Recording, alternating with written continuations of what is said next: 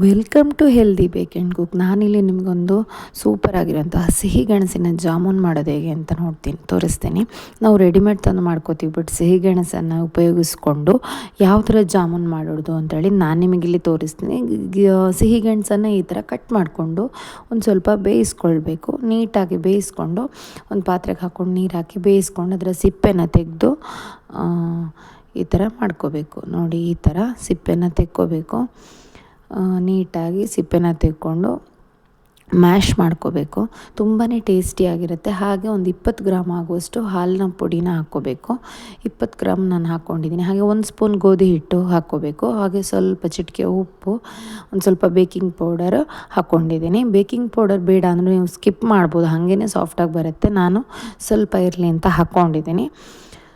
So ಅದಾದಮೇಲೆ ಚೆನ್ನಾಗಿ ಅದನ್ನು ಕಲಿಸ್ಕೋಬೇಕು. ನಾವು ರೆಡಿಮೇಡ್ ಹಿಟ್ಟಾದರೆ ಅಷ್ಟೊಂದು ಕಲಸೋ ಅವಶ್ಯಕತೆ ಇರೋದಿಲ್ಲ. ಇದಿಲ್ಲಿ ಸಿಹಿ ಗೆಣಸಿಂದಾಗಿರೋದ್ರಿಂದ ಕಲಿಸ್ಕೋಬೇಕು. ಆಮೇಲೆ ತುಪ್ಪ ಹಾಕ್ಕೊಂಡು ಅದನ್ನು ಚೆನ್ನಾಗಿ ಅದಕ್ಕೆ ಇದು ಮಾಡಿಕೊಂಡು ಗ್ರೀಸ್ ಮಾಡ್ಕೋಬೇಕು. ಸೊ ಒಂದು ಪಾತ್ರೆಯಲ್ಲಿ ಒಂದು ಸ್ವಲ್ಪ 1/4 ಕಪ್ ನೀರು ತೊಗೊಂಡು ಒಂದು ಕಪ್ ಆಗುವಷ್ಟು ಸಕ್ಕರೆನ ಹಾಕ್ಕೊಂಡಿದ್ದೀನಿ ನಾನು. ಅದನ್ನ ಕುದಿಸಿ ಅದಕ್ಕೊಂದು ಸ್ವಲ್ಪ ಏಲಕ್ಕಿ ಹಾಕಿ ಅದು ಕುದಿಯೋಕ್ಕೆ ಇಟ್ಕೋಬೇಕು ನಾವು ಪಾಕ ಮಾಡ್ಕೊಳ್ಳೋಕ್ಕೆ. ನಾವೇನು ಸಿಹಿ ಗೆಣಸಿನ ಮಿಶ್ರಣ ಇದೆ ಅದನ್ನು ಉಂಡೆ ಮಾಡ್ಕೋಬೇಕು. ಇವಾಗ ಉಂಡೆ ಮಾಡಿಕೊಂಡು ಈ ಥರ ಇಟ್ಕೋಬೇಕು. ನೋಡಿ, ಈ ಥರ ಉಂಡೆ ಮಾಡ್ಕೊಂಡು ಇಟ್ಕೊಳ್ಳೋದು. ಅದಾದಮೇಲೆ ಕಾದ ಎಣ್ಣೆಯಲ್ಲಿ ನಾವು ಇದನ್ನು ಬೇಯಿಸ್ಕೋಬೇಕು. ಬ್ರೇಕ್ ಆಗಲ್ಲ. ಗೋಧಿ ಹಿಟ್ಟು ಅಥವಾ ಮೈದಾ ಹಿಟ್ಟು ಹಾಕೋದೇ ನಾವು ಬೈಂಡಿಂಗಿಗೆ ಅಂತ. ಇಲ್ಲಾಂದರೆ ಸ್ಕಿಪ್ ಮಾಡ್ಬೋದು. ನಾನು ಹಾಗೇನು ಮಾಡಿದ್ದೀನಿ, ಬರೀ ಹಾಲಿನ ಪುಡಿ ಹಾಕ್ಕೊಂಡು ಚೆನ್ನಾಗೇ ಬರುತ್ತೆ. ಬಟ್ ಸ್ಟಿಲ್ ಒಂದು ಸ್ವಲ್ಪ ಬ್ರೇಕ್ ಆಗುತ್ತೆ ಅಂತ ಇರೋದಕ್ಕೆ ಒಂದು ಸ್ವಲ್ಪ ಗೋಧಿ ಹಿಟ್ಟು ಹಾಕಿದ್ರೆ ಬ್ರೇಕ್ ಆಗೋಲ್ಲ.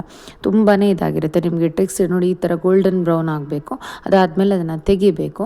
ಸೊ ಗೋಧಿ ಹಿಟ್ಟು ಹಾಕಿದರೆ ಬ್ರೇಕ್ ಆಗೋಲ್ಲ. ಸೊ ಇದನ್ನು ನಾವು ತಯಾರಿಸ್ಕೊಂಡಿರೋ ಸಕ್ಕರೆ ಪಾಕಕ್ಕೆ ಹಾಕಿ ಒಂದು 2 ಅವರ್ ಇಟ್ಟರೆ ಚೆನ್ನಾಗಿ ಸಕ್ಕರೆ ಪಾಕ ಎಳ್ಕೊಂಡು ಜಾಮೂನ್ ಉಂಡೆಗಳೆಲ್ಲ ದೊಡ್ಡದಾಗಿರ್ತವೆ. ನೋಡಿ ಎಷ್ಟು ಸಾಫ್ಟಾಗಿ ಸಿಹಿ ಗೆಣಸಿನ ಜಾಮೂನ್ ನಿಮಗೆ ಪ್ರಿಪೇರ್ ಆಗಿದೆ ಅಂತ. ನೀವು ಈ ರೆಸಿಪಿನ ಟ್ರೈ ಮಾಡಿ ಹೇಗನ್ನಿಸ್ತು ಅಂತ ನನಗೆ ಖಂಡಿತ ಕಮೆಂಟ್ ಸೆಕ್ಷನಲ್ಲಿ ತಿಳಿಸಿ. ಸೊ ಮುಂದಿನ ವಿಡಿಯೋದಲ್ಲಿ ನಾನು ನಿಮಗೆ ಸಿಗ್ತೀನಿ. ಅಲ್ಲಿವರೆಗೂ ಹ್ಯಾಪಿ ಕುಕ್ಕಿಂಗ್.